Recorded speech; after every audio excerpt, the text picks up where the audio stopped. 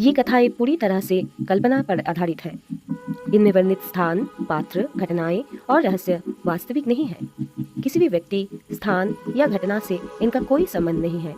ये कथाएं केवल मनोरंजन, सस्पेंस और साहित्यिक उद्देश्य के लिए बनाई गई हैं। श्रोता से अनुरोध है कि वे इन कथाओं को वास्तविक जीवन की घटनाओं या इतिहास के रूप में ना लें। यदि इन कथाओं के दौरान किसी को डर या असुविधा महसूस हो तो कृपया सुनना बंद कर दें। हिंद महासागर के सतह से 400 मीटर नीचे स्थित था एक्वाडीप रिसर्च सेंटर, भारत का पहला पानी के नीचे बना वैज्ञानिक केंद्र। अंडर वाटर जांच अधिकारी डिटेक्टिव कबीर सैनी को स्टेशन से एक आपातकालीन मैसेज मिला। चीफ बायोलॉजिस्ट डॉक्टर शांभवी की संदिग्ध मृत्यु, कृपया तुरंत आए। कबीर को पता था समुद्र की गहराइयां शांत दिखती है पर छिपाती बहुत है। प्रेशर पैड में उतर के बाद जब वो स्टेशन पहुंचे तो सबसे पहली चीज नजर आई मेन लैब का टूटा कांच और उसके पार तैरता हुआ डॉक्टर शांभवी का शव। उनके चेहरे पर घबराहट जमी थी, जैसे उन्होंने मौत से पहले कुछ भयावह देखा हो। कबीर ने स्टेशन चीफ कैप्टन रोहन से पूछा, कांच टूटकर बाहर आया है या अंदर गया है? रोहन बोला, अंदर की तरफ, यानी किसी ने अंदर से जोर लगाया। समुद्र में कोई खिड़की खुद ब खुद अंदर नहीं टूटती, इसका मतलब स्टेशन के अंदर ही कोई हत्यारा था। कबीर ने सीसीटीवी फुटेज मांगा। एक इंजीनियर ने शर्माते हुए कहा, सर, मौत से 5 मिनट पहले कमरे ब्लैकआउट हो गए थे, किसी ने सिस्टम हैक किया। कबीर ने भौहें तान दी। स्टेशन में कितने लोग थे? रोहन बोला, सिर्फ 7। कबीर ने एक एक पर नजर डाली।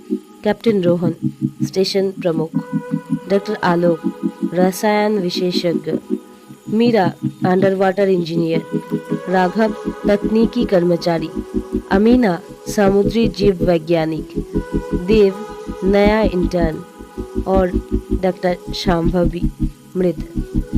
कबीर ने पूछा, किसका डॉक्टर शांभवी से विवाद था? रोहन चुप रहा, पर मीरा ने धीरे से कहा, शांभवी मैम पिछले कुछ दिनों से एक नया खोज कर रही थी, वे उसे किसी से शेयर नहीं कर रही थी। आलोक सर उनसे बहुत नाराज थे। कबीर ने देखा डॉक्टर आलोक का चेहरा तनाव से सख्त था। कबीर शव के पास गया। शांभवी की मुट्ठी बंद थी। जब उन्होंने उसे खोला, एक छोटा नीला स्केल मिला, लेकिन ये किसी मछली का स्केल नहीं था। ये मेटल जैसा था, जैसे कोई माइक्रोचिप छिली हो। अचानक मीरा चीखी, सर, वाटर प्रेशर सेंसर किसी अनजान हलचल को पकड़ रहा है, बाहर कुछ बड़ा घूम रहा है। स्टेशन की लाइटें हल्के हल्के झपकने लगी, जैसे कोई बाहरी शक्ति स्टेशन को छू रही हो। कबीर ने गहरी सांस ली। डॉक्टर शांभवी आखिर क्या रिसर्च कर रही थी? अमीना ने बताया, वो कहती थी कि समुद्र की तलहटी में एक नया कृत्रिम जीवन रूप विकसित हो रहा है जो इंसानी टेक्निक की नकल कर सकता है। कबीर चौंक गया। कबीर शांभवी के केबिन गए। डाटा ड्राइव बंद थी, पर टेबल पर एक लिखा हुआ पन्ना मिला। वे हमारे बीच आ चुके हैं। उनकी त्वचा धातु जैसी और दिमाग इंसानों से तेज। कबीर को शक हुआ, क्या उन्होंने कोई रोबोटिक समुद्री जीव खोज लिया था? उन्होंने मीरा से कहा, स्टेशन में कहीं कोई अतिरिक्त गुप्त लैब है? मीरा झिझकी, फिर बोली, सिर्फ एक, पर वो बंद है। प्रवेश कोड सिर्फ शांभवी मैम के पास था। कबीर ने दरवाजा बलपूर्वक खोला। अंदर जो देखा दिल दहलाने वाला था। कमरे में पानी से भरे कांच के टैंक थे और उनमें तैर रहे थे आधा धातु, आधा जैविक जीव। उनके शरीर पर वही नीला स्केल था जो शांभवी की मुट्ठी में मिला था। कबीर ने फुसफुसाया, मतलब ये उनका रिसर्च था और कोई चाहता था कि दुनिया इसे ना जाने। अचानक कमरा बंद हो गया। एयरलॉक सक्रिय। किसी ने बाहर से लॉक किया था। एक आवाज स्पीकर से आई, डिटेक्टिव कबीर, आपको यहाँ नहीं आना चाहिए था। ये आवाज डॉक्टर आलोक की थी। आलोक ने कहा, शांभवी पागल हो गई थी। वो इन जीवों को इंसानों के बीच लाने की बात कर रही थी। वे खतरनाक है। कबीर ने जवाब दिया, तो तुमने उसे मार दिया? आलोक गुर्राया, हाँ मैंने किया। उस रात उसने खिड़की का ग्लास खुद तोड़ा ताकि अपना अनुसंधान समुद्र में छोड़ सके। कबीर समझ गया, शांभवी जीवों को मुक्त करना चाहती थी और आलोक उसे रोकने। पर आलोक चिल्लाया, और अब तुम भी सच्चाई जानते हो, इसलिए तुम जिंदा नहीं बचोगे। वो एयरलॉक का प्रेशर बढ़ाने लगा। कमरा फटने वाला था कि अचानक टैंकों के भीतर के जीव हिलने लगे।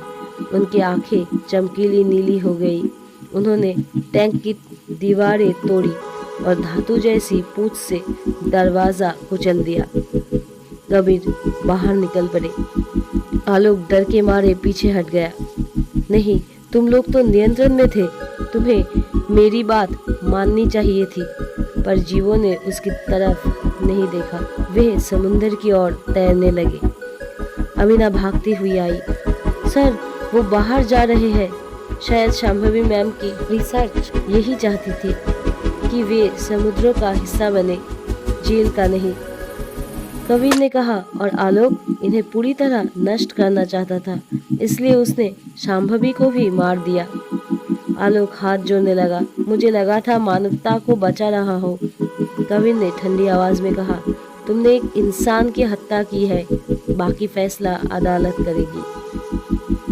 जब सब शांत हो गया, कबीर स्टेशन छोड़ने की तैयारी कर रहे थे, पर तभी बाहर समुद्र में एक हलचल हुई। कांच की दीवार पर एक धुंधली आकृति तैर रही थी, शांभवी जैसी, बाल तैरते हुए, आंखें चमकीली नीली। अमीना ने डर कर कहा, वो मैम तो। कबीर ने धीरे से कहा, नहीं, वो शांभवी नहीं, वो उन्हीं जीवों का एक नया रूप है। आकृति कुछ पल उन्हें देखती रही, फिर धीरे धीरे अंधेरे समुद्र में गायब हो गई। कबीर ने आखिरी बार सुरंग से बाहर देखते हुए सोचा, सच्चाई कभी मरती नहीं, बस रूप बदल लेती है। आप सुन रहे थे नीली खामोशी, अंडर वाटर केस फाइल 07।